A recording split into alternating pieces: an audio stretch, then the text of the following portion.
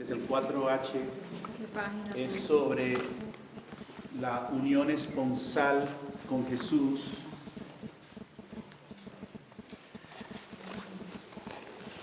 Dios le reveló a la humanidad caída gradualmente su amor, fue llevando, ¿verdad? Paso a paso. Y al principio el Padre nos va atrayendo a su amor paternal. Pero entonces vemos también que el Padre se revela como madre. En Isaías nos dice: aunque ella se olvide, yo no te olvidaré. Y vemos a Dios que se representa como una madre que está nutriendo a su bebé de pecho. Es Dios eterno, no es ni hombre ni mujer, es Dios. Trasciende a todo concepto limitado de sexo. Pero ahí no termina la revelación, sino que el Señor va preparando a su pueblo para revelarse como esposo. O sea, el Señor lo es todo, ¿no? Es padre, es madre y es también esposo. Y vemos en Isaías como un joven se casa con una virgen, así te desposará él que te reconstruye. Y como la esposa es la alegría de su esposo, así serás tú la alegría de Dios. Hace falta que lo creamos, que tú eres la alegría de Dios. Estableceré en favor de ellos una alianza eterna. Como un esposo se ajusta la diadema, que es el signo que usaban los judíos para la boda, y como una esposa se adorna con sus joyas. Y esto está confirmado por la enseñanza de la Iglesia. Ustedes conocen a Santo Tomás de Aquino, ¿verdad? Que es el gran teólogo de la Iglesia. Y él dice: por medio de la fe, el alma está unida a Dios y por ella hay entre el alma y Dios una unión afín al matrimonio. Y es importante ir entendiendo esto para que la gente dirán que están locas, que dónde han sacado esto, pues sepan que está bien fundamentado, ¿no? El catecismo nos enseña: toda la vida cristiana está marcada por el amor esponsal de Cristo. Toda la vida cristiana. Ya el bautismo, entrada en el pueblo de Dios, es un misterio nupcial. Es, por así decirlo, como el baño de bodas. Los judíos tenían una buena costumbre, eran muy limpios. Entonces hacían del baño de bodas una solemnidad muy grande, ¿no? Y entonces nosotros empezamos la unión nupcial con Jesús con el baño de bodas, con el bautismo. Esto es el catecismo de la Iglesia Católica.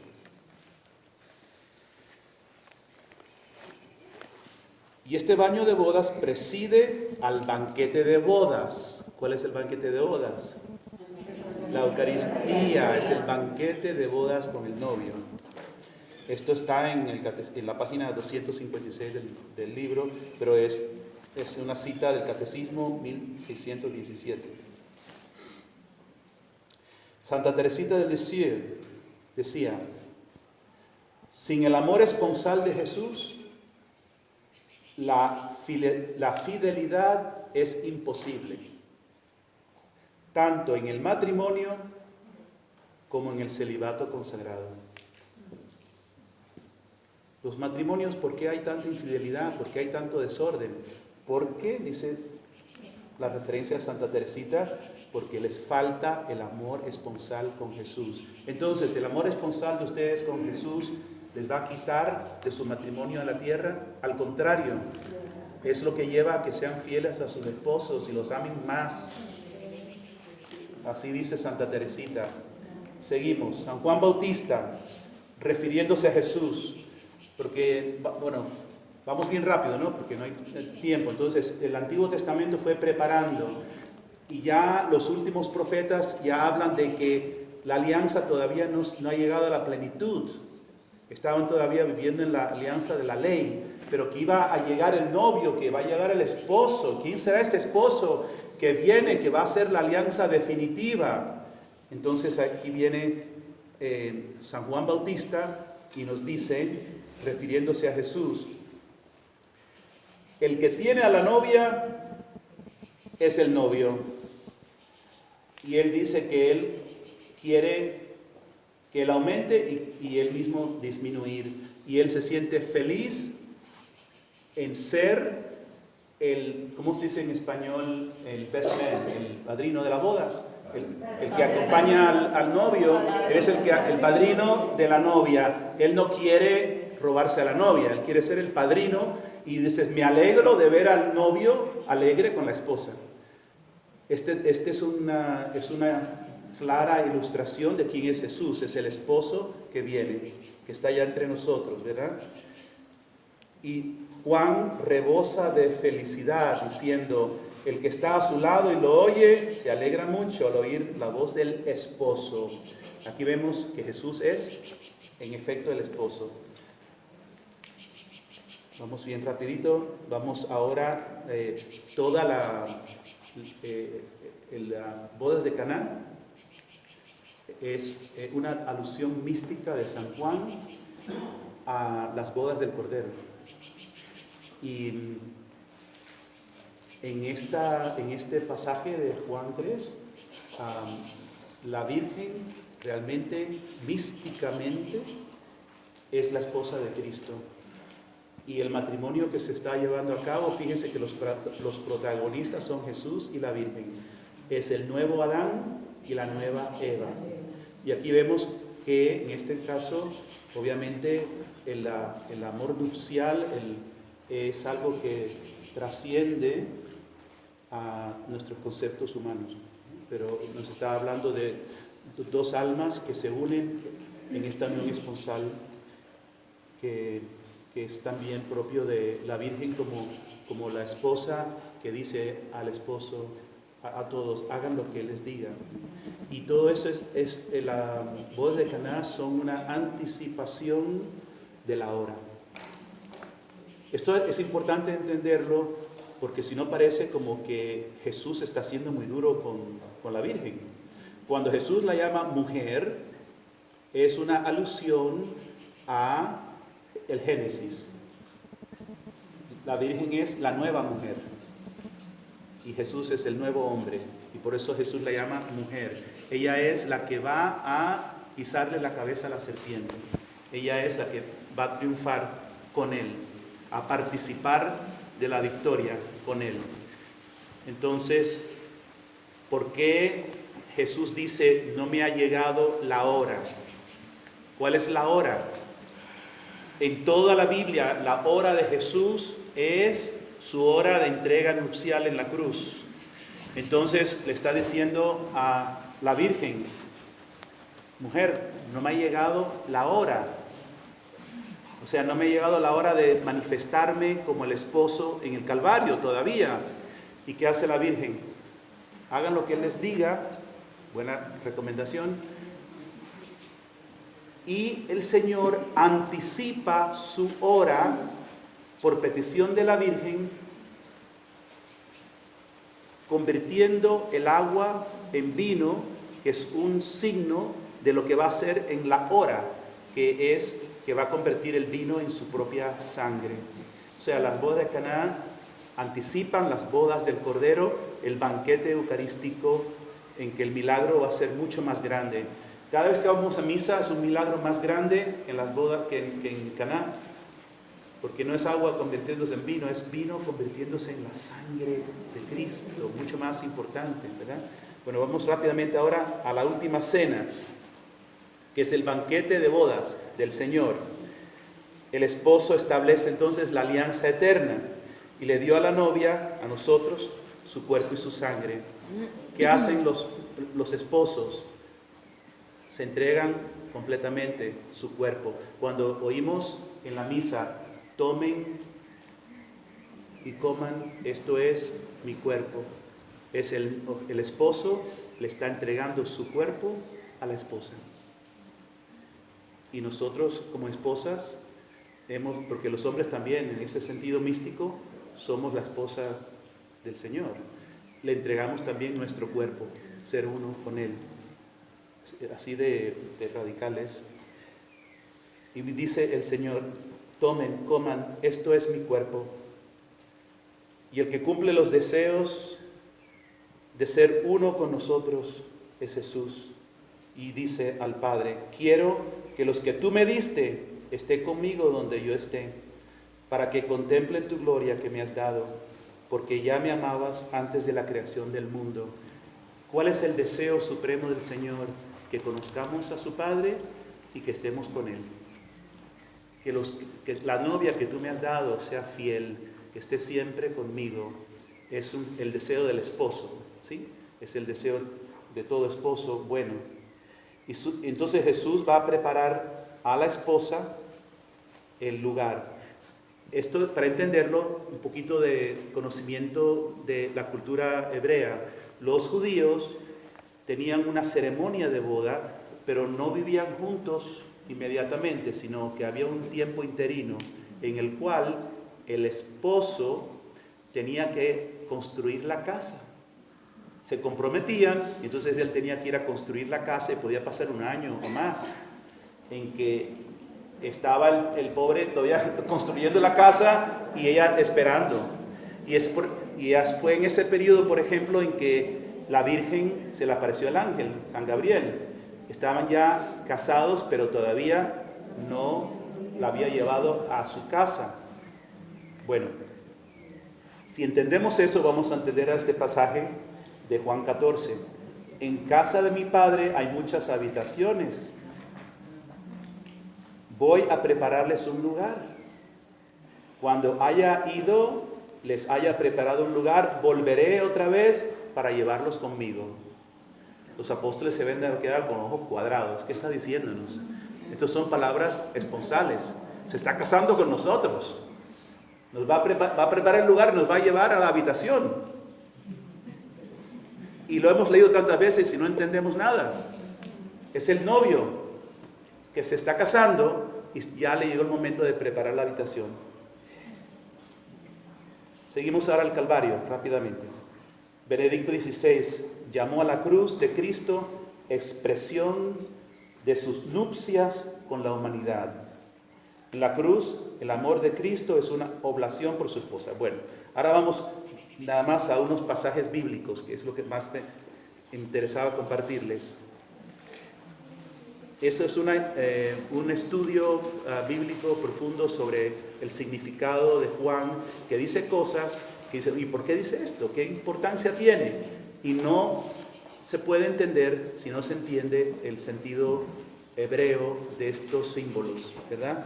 Primero, capítulo 19, versículo 2, corona de espinas. Juan 2. Juan 19, capítulo 2. Juan 19, 2. Los judíos, cuando se casan en la tradición judía, el día de la boda, el novio se pone una corona por un solo día. Jesús solo tuvo una corona un solo día, el día de su boda, el Viernes Santo. Pero no es una corona bella, bonita. Es una corona que representa lo que él va a vivir por su esposa. Porque no se trata de egocentrismo, se trata de una donación total. Y la única corona que jamás llevó nuestro rey es una corona, pero de espinas, por nosotros. Para que la esposa sepa hasta dónde llega su amor, que está dispuesto a ser coronado de esta manera. Él, que se lo merece todo, que es el verdadero Rey eterno, solo tuvo corona un solo día, y es la corona de espinas. El próximo símbolo, todos son el mismo capítulo, 23. O sea, capítulo 19, versículo 23. 19, 23. Su túnica no tenía costura, porque estaba hecha de una sola pieza de arriba abajo. Y tú te preguntas, ¿y por qué dice eso en la Biblia? ¿A quién le importa? Ese detalle tan específico de que era una túnica de una sola costura. Pero resulta que los judíos, cuando se casan, tienen una túnica que solamente no tiene costura y es propia del día de la boda. Otra vez, si eres judío lo entiendes, si no, te lo tienen que explicar. Entonces, ese es el sentido. Es la descripción de la túnica del novio en la boda judía. Próximo versículo, 19, 26 al 27. Al ver la madre y cerca de ella el discípulo a quien amaba, Jesús dice: mujer, aquí tienes a tu hijo. Y luego al discípulo: aquí tienes a tu madre. Y desde aquella hora el discípulo la recibió en su casa.